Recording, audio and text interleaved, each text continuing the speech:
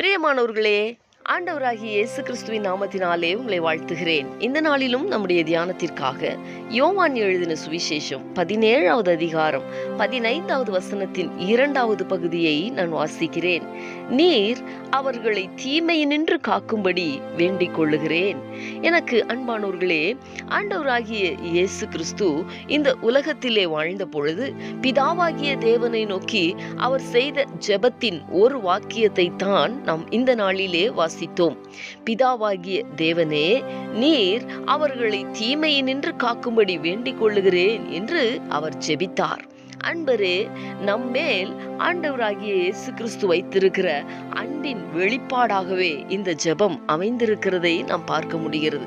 தம்முடைய சீஷர்களுக்கு ஜெபம் பண்ணும்படி ஆண்டவராகிய இயேசு கிறிஸ்து கற்றுக் கொடுத்த போதும் எங்களை சோதனைக்குட்பட பண்ணாமல் தீமையினின்று ரட்சித்துக் கொள்ளும் என்றே சொல்லிக் கொடுத்தார்.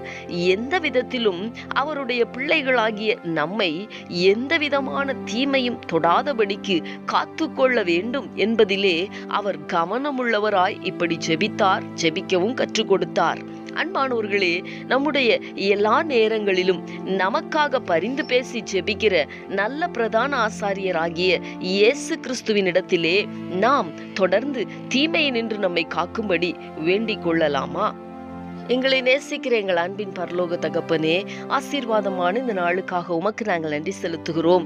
இந்த நாளிலும் நீர் எங்களை தீமை நின்று காக்கும்படி வேண்டிக் கொள்ளுகிறேன் என்று நீர் செய்த ஜெபத்தின் ஒரு பகுதியை நாங்கள் வாசித்தோமே. தகப்பனே, எங்களுடைய வாழ்க்கையிலே அனுதினமும் எங்கள் ஒவ்வொருவரையும் தீமையிலிருந்து காக்கிறவர் நீர் ஆண்டவரே. இந்த உலகத்திலே காணப்படுகிறதான சகல விதமான தீமைகளுக்கும் தொடர்ந்து தம்முடைய பிள்ளைகளை கர்த்தர் விலக்கி காத்து கொள்ள வேண்டுமாய் உம்முடைய முகத்தை நோக்கி பார்த்து ஜெபிக்கிறோம். ஆண்டவரே, சோதனைக்குட்படாதபடிக்கு ஒவ்வொரு நாளும் எங்களை தீமை நின்று விலக்கி நீர் ரட்சித்துக் கொள்வீராக. நீர் அப்படி செய்ய போகிறதற்காக உமக்கு ஸ்தோத்திரம். இயேசு கிறிஸ்துவின் நாமத்தில் வேண்டிக் கொள்ளுகிறோம் நல்ல பிதாவே. ஆமேன், ஆமேன்.